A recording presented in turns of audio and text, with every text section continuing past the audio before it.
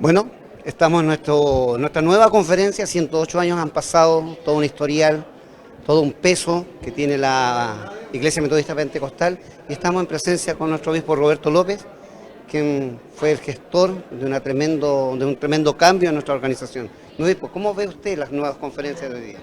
Bueno, recién conversaba con el obispo Riva y me preguntaba un poco acerca de por qué estamos aquí, cuánto cobran, cómo funciona, y le hablé un poco de la historia de cómo comenzamos a proyectarnos en el sentido de que sí podíamos hacer una conferencia que pudiera tener la posibilidad que lo pudiéramos realizar mejor desde el punto de vista administrativo y también desde el punto de vista logístico.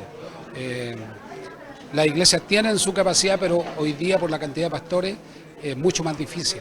Entonces se alegraba, me decía, tremendo que están aquí, me decía, ¿y cuánto cuesta? No sé cuánto cuesta porque como no dirijo, no estoy en eso yo ahora, pero sí sé que es un gran paso,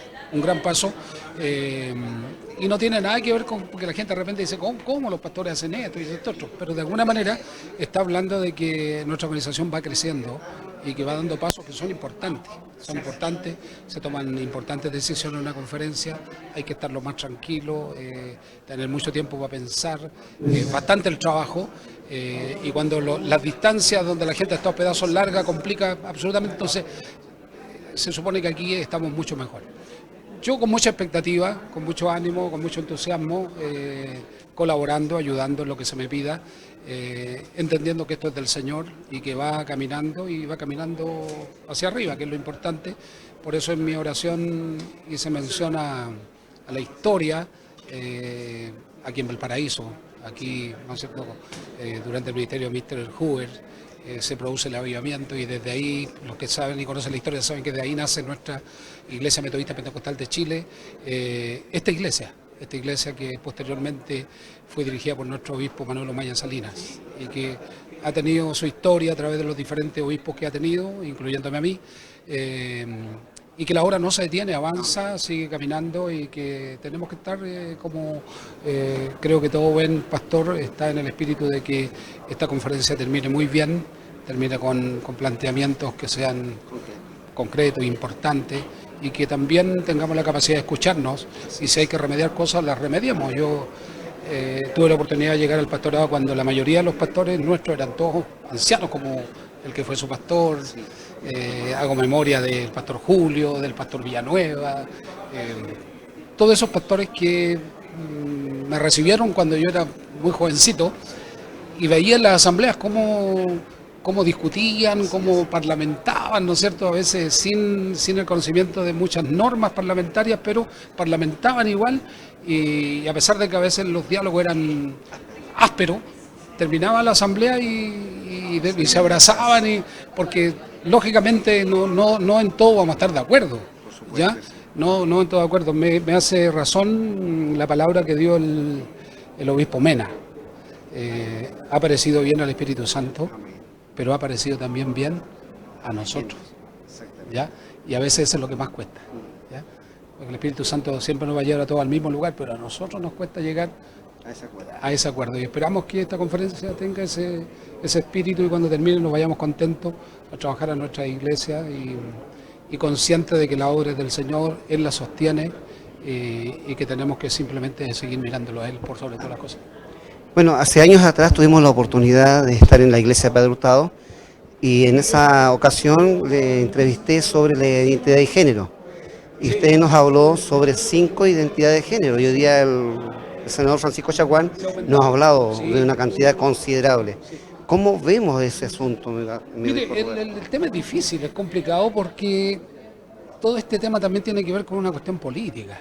O sea, aquí no se puede hablar ni de izquierda ni de derecha, porque si uno hace un recorrido por los gobiernos que hemos tenido, todos los gobiernos han sido proclives a estas leyes, ¿no es cierto?, valóricas, antivalóricas, todos han sido proclives. O sea, ninguno se puede identificar como dice, no, yo no, así que ustedes evangélicos voten por mí. Yo creo que llegó el tiempo en que hay que, más que mirar los partidos políticos, mirar las personas. No se ve, por lo menos desde mi punto de vista, no se ve alguien como el senador Chaguán, que fue absolutamente claro aquí. ¿Ya? Bien se quisiera uno que hubiera un candidato así. ¿Ya? porque lo demás es apostar de nuevo a lo incierto. Porque finalmente los partidos políticos, a pesar de que son cosas tan importantes, tan fundamentales, que nosotros los evangélicos no las vamos a transar nunca, como la identidad de género, el matrimonio igualitario, el tema del aborto, no lo vamos a transar nunca. Pero finalmente los partidos políticos y los senadores legisladores votan en razón de una corriente política. Entonces, muy por derecha que sea, o muy por izquierda, siempre se van a alinear con el partido y no se van a alinear con los demás. Entonces, yo creo que esa es una de las grandes diferencias. Pero yo creo que estamos también en camino de lo que decía Roldán, de iniciar un proceso con hermanos que tengan el sentido de servicio público y que se involucren en este ánimo de formar parte de nuestros congresales. Permite el Señor que se levante una generación con esa visión, pero que sean realmente representativos y cristianos, para que no sucumban a los intereses que sucumben los políticos. La verdad es que cuesta encontrar una persona que se identifica con los pueblos cristianos, porque como dice mi hijo Roberto, la gente al último sucumbe en pensamientos e idealismos políticos. Y en este sentido la política está un poco de capa caída, ya que no hay una persona que se sienta tan libre de pensar y libre de cualquier influencia.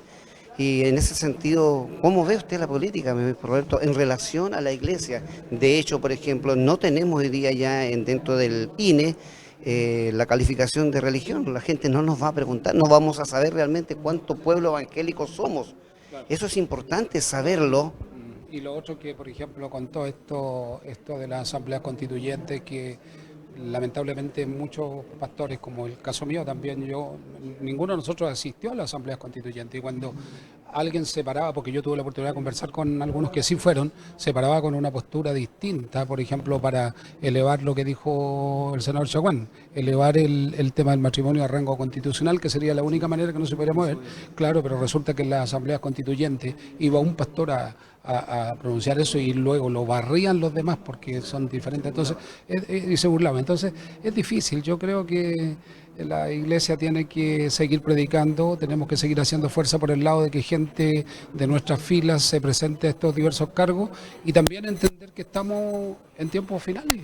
Estamos en tiempos finales, una pequeña mirada al Apocalipsis, a las profecías, nos acercan a entender de que sí, pues el tiempo no es casándose y dándose en casamiento, y un mundo violento y todas esas cosas. Entonces es difícil imaginarse que la iglesia pueda caminar al lado de un partido político o identificarse con un partido político. Además que la iglesia es transversal, entonces es bastante difícil.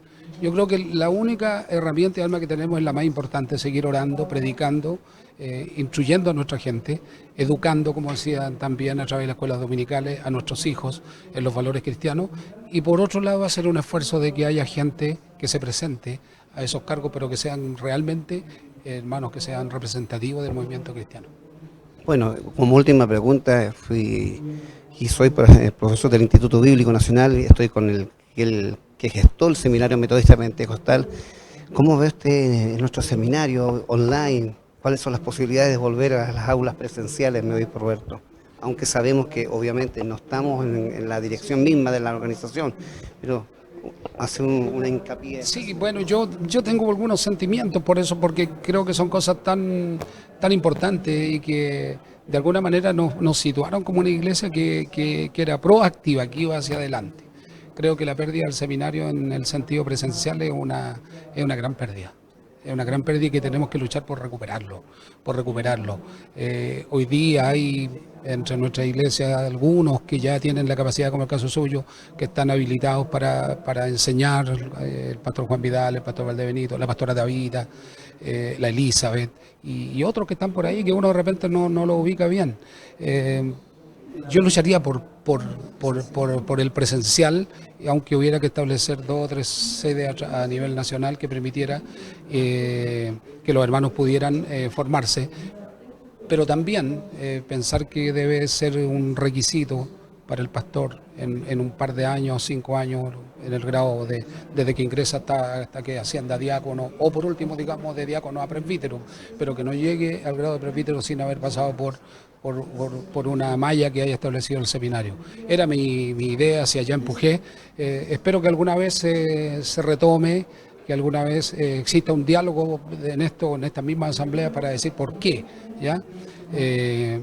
Bueno, y otras cosas que lógicamente van cambiando, porque uno también tiene que entender que bajo otra dirección a lo mejor va a haber otra visión, está bien, está bien. Pero a veces hay cosas que son tan significativas que uno tiene que evaluar muy bien si es conveniente sacarla o no sacarla. Y claro, y yo creo que el seminario era una cosa que no se podía perder, el tema de la plantación de iglesias, es una cosa que no se puede perder. Y un tema que por mucho tiempo lo absorbí y le di, que era el sentido del copastor. Yo creo que son cosas que hay que retomar porque son significativas. Esas son las palabras de obispo Roberto. Le agradecemos a él la oportunidad que ha tomado su tiempo para compartir con nosotros algún pensamiento de contingencia política, contingencia eclesial, contingencia organizacional. Le agradecemos deseándole que el Señor le bendiga y sea una gran conferencia para usted. Muy bien, seamos bendecidos. Gracias.